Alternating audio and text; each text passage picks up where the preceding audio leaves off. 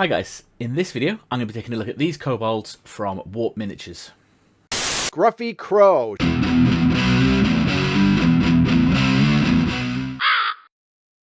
Okay, so these are going to be the January Patreon and I believe my Mini Factory Tribe release from Warp Miniatures, available as STL files. But you should be able to pick up physical copies from whoever your sort of chosen 3D printer is. The release includes a single part character model, this guy, and a series of sort of unarmoured kobolds with daggers and spears and slings that we'll see in a bit. And the first job was to try and get as much of the unique parts on the printer as possible. So this is one of each of all the parts basically. And I spent some time doing some flipping and mirroring on a couple of the parts so I could show off a sort of full selection and build a variety of interesting kobolds. I'm using all the sort of, supported files that came with the kit. I did do a second batch of these guys and I used sort of auto supports and I had no trouble there either. Unlike with some patrons, I do find that all of the supports have generally been checked and there's very rarely any issues with them because I know that they are printed out prior to being released, which is not always the case I think sometimes with patrons. Okay, here's the second attempt at the parts. Let's glue some of these guys together. I'm going to go with these 30mm lip bases because I quite like the look of minis on these, and if I do use them in a game I think these are going to be the way forward. These guys are quite small. The main guy kind of fills his base out quite nicely, but let's see what the other ones look like. And these bases have just got a bit of masking tape just to cover the slots. I just lay that on and then just cut it out with a knife. It doesn't take too long. And one of the cool things about printer resin is it actually takes super glue really nicely as well. I'm going to do these I'm going to do a couple of these little town guards. So we've got candles on their helmets and torches and spears. And there's the first one together. He does actually fill out the little base quite nicely. And he went together without any hassle. We've got this running pose as well. And I'm just using this gel super glue off that I buy off eBay. It means that I've got a little bit of time once I just dab a little bit on the necks and stuff. I've got a little bit of time to work with it. Get it where I want it. Nice excited face. And there we've got this guy running along. Quite a dynamic little mini there. And obviously the good thing about 3D prints, there's very little cleanup involved normally. I've just got a few of these connection points, but nothing that needs much cleanup at all. So I've got a slinger arm, and I've got this kind of guy with his foot lifted up. Once again, we're trying to go for these dynamic sort of poses. And I think I flipped a couple of these parts to give me all of these options. But once again, that's the beauty of 3D printing, that you can switch things left to right like that. There we go, it looks like the guy's kind of winding up for the shot. Change my mind on this one and leave it out the running arm. Added in this one holding a little bag. I think that looks even better and more dynamic. I like how the rope across the shoulder kind of fits where the joint is real nice. I think this one might be my favourite one so far. Love this little helmet slipped down over his eyes with his torch up there. And there we've got one who has just fired his sling, released the shot. So I think I'll leave it at 5 for now, but there are other various bits and pieces. I need to sort of fix something wrong with my printer at the moment. But yeah, there would be another sling, but that didn't quite print right. There's some daggers, some more open hands. These are quite cool. There's a loose helmet, and I did a couple of extra bodies. I was torn between doing them sort of red, but I've painted a load of red things recently, so they're going to be green. So we're starting up with the War green with a great big brush, but it's nice and soft, so there's no damage to the model, and I can get into all of those nooks and crannies super quick. I've just got a few more parts off my printer. So these bits that I thought were spare helmets are actually labelled as a file as a buckler, so something a bit like that, and actually that makes a lot more sense and it's pretty cool. So I made a little guy with a little dagger and a buckler. I also wanted to see what it looked like with 2 daggers, so I've made this little sort of rogue model. And once again, this is all the same parts, but I'm getting quite different looking miniatures. And I went for a guy holding a dagger and a sling. So I'm going to get these as far as my previous lot are, so sand on and the first coat of green down, and we'll carry on with the painting. Okay, after the wild flesh, I've had some of this iron rack skin. I've not really used this much before, but it's kind of cool colour, and I've just done that on their bellies and ears there. And now I'm going to do about a 50-50 mix of the two, I think. No, I think what I'm going to do is I think we're going to go for some of this green shade. No, I tested a few of these, and I think actually the Beltane green is the one that I came out with. That gave the sort of nicest effect on these two colours. So I'm going to go around and give both colours a bit of this. Oh, it might not be dark enough though. This is the Courier green shade. Oh, that's nice on their backs, I think. There we go. But it's not quite what I want on their chests, unfortunately. It'll do though. So this has got a sort of a bit of a bluish shade to it, and it's bringing out all those sort of dark shadows quite nicely. Once this is dry, I'm going to go back in with the original two colours and re-highlight up. So I've gone over with a bit of a sort of crude dry brush with the wire flesh, and I think their skin's looking pretty cool. I'm actually going to leave their chests and jaws as they are. I think that is fine. I might put a little bit of the highlight around the bottoms of the ears to really like spike that out, but that looks alright. I'm now going to have a bit of an experiment. So we've got a bit of the wire flesh, a bit of the other colour, the ironrack skin, about 50-50. And this is a more of a proper dry brush, just to see if I like it or not. And actually I don't like it. I think I prefer that. So actually painting the skin is a pretty simple job. I'm pretty happy with the way it's come out. So we'll leave them there. You could also do the skins, I think, equally nicely in blue or red. Pretty much any colour I think these guys would look great in. Especially if you sort of do a two-tone, I think you could get a fairly sort of interesting looking paint job with a very few paints. So now I'm just going to block out the rest of the colours. I've got this Idran flesh. I'll be using that on the sort of spear hafts, any of the wooden parts. Pig iron on anything metal. I think I'm going to go XV88 on anything leather. Meneth white base on the teeth and the candles, and then we'll block out in black the horns and eye holes, and hilts on the daggers and the handles. I'll do this Retributor armour. So we've got quite a little stack building up over here. I think the trousers will do sort of a dark grey, because I like grey on trousers because I think it's sort of non-offensive, but still, you know, a little bit interesting. It doesn't detract from the rest of the model.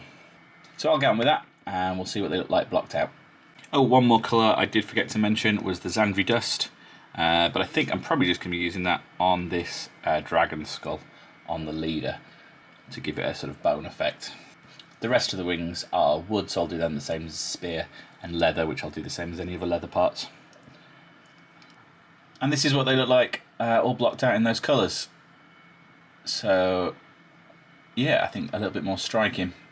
If you've watched one of my videos before, you probably won't be too surprised in my next step. The teeth and the leather are going to be getting a brown earthshade wash, and the metal will be getting a black null oil wash.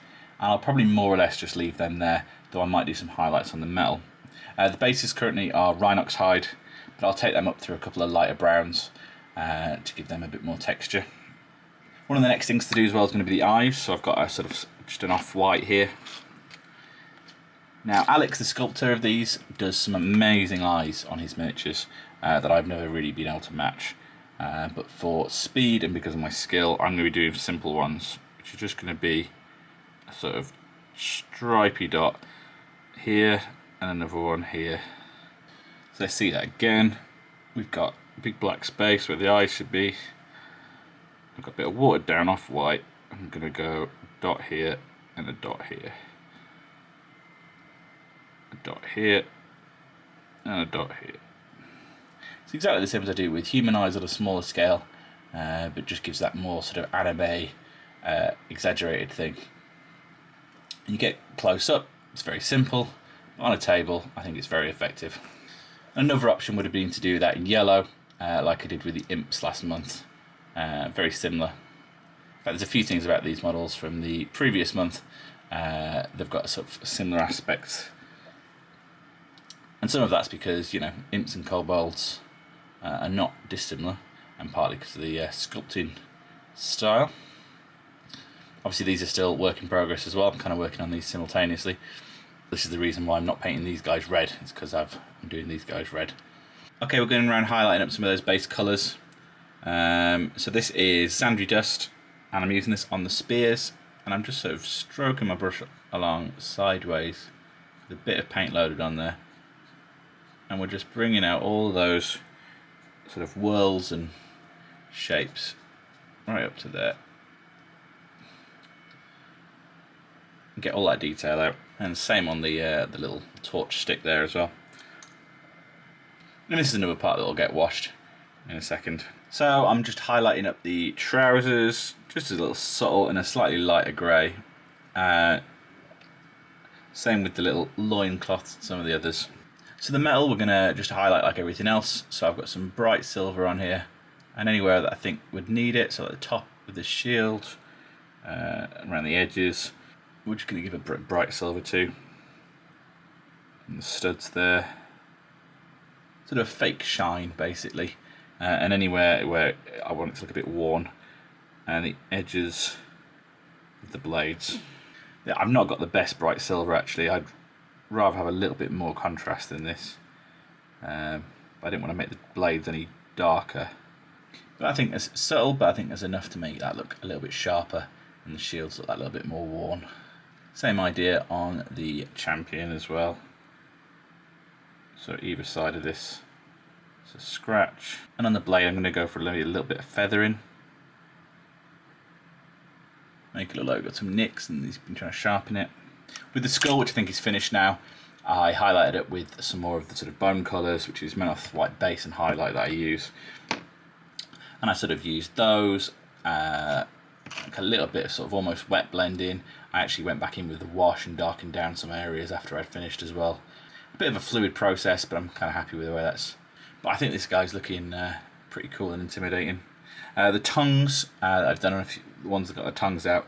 That's just a bit of corn red, which is a bit pinkier anyway, and then just lightened up on the tongue. So inside of the mouth with the red, and then just mixed with a bit of whitey colour to make it a bit pinker for the tongues. I think works all right. And I think that's that guy pretty much done, along with the slings, I reckon, and the guys that have just got like a little sword and shield. The guys that I gave these spears to, though, I've got flaming torches. So I'm going to do these in my sort of favourite fire method. Now I've played around with a few types of fire method, and even this is going to be somewhat of an experiment. I think I'm going to start by painting the area Celestia Grey, because it's got amazing coverage, and we'll get the bright colours straight in. So we're going to try going from bright to dark. I'll also kind of gently dry brush this around the top of the stick and the sort of torch head to give that kind of scorched look. There we go, something a bit like that. So we've still got a few of those little black bits showing through, looking like it's a bit charred. But anything that I want to be the nice bright flame colours, I've started off with this essentially dark white. And now we're going over that white with some yellow. And then over the yellow with some red. And then on top of the red, especially further down, we had just a tiny amount of black. And that's my flame.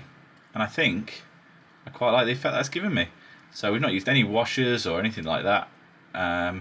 We've got quite a fluid looking, I mean some of that's down to the sculpt, but some of that's, yeah. I think it's quite an easy way to make quite effective flames on things like this.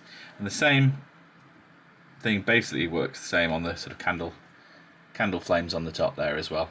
It's almost got a glow to it even, hasn't it? And I think that finishes off this guy as well. Obviously, as ever, we need to do some base rims to get these guys finished up. And then I'll go with some tufts and a little bit of static grass, and we'll take a final look at them. Okay, so here they are all finished up. The glue on the grass is still drying, and that'll dry a bit clearer, but I'm really impressed with how these came out. Relatively simple paint job, only basically sort of base coat, wash and a little highlight pretty much everywhere, and they look stunning. I can't wait to get them used in some games. I'm going to have to try and find a little skirmish game that needs a little gang of kobolds or goblins. I've got a couple of sets of rules that I might try and sneak them into. I'm really impressed with the sculpts. The modularity of them means that, you know, there must be thousands of combinations, unique combinations you can do. And the fact that they're on ball joints on the arms and the heads means that it's essentially infinite. You can, you could play posing these guys all day. Apart from the champion, of course, but he's a pretty cool sculpt as it is. I reckon with the sort of spear and sling and stuff options, you could even put these into a mass combat game quite easily. You've got enough sort of body types and options for weapons. And I believe there's going to be a second month of these guys in February. So if you are keen, I'd recommend signing up to the Patreon and getting these nice and early. If you're watching this video from sort of February onwards, then jump over to My Mini Factory and check out Alex's work. I'll put both links in the description down below. These aren't the first of the Warp digital workshop sculpts I've worked on, so here's a couple of others that I've enjoyed working on in the past, and yeah, the quality of the work is pretty consistent and pretty nice. And there's been an interesting variety of stuff, ranging from obviously these little guys to elves and demons and various other monsters.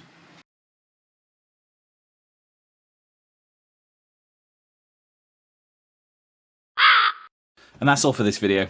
Please let me know what you thought down in the comments. Maybe subscribe for more. And as ever, thanks for watching. Bye.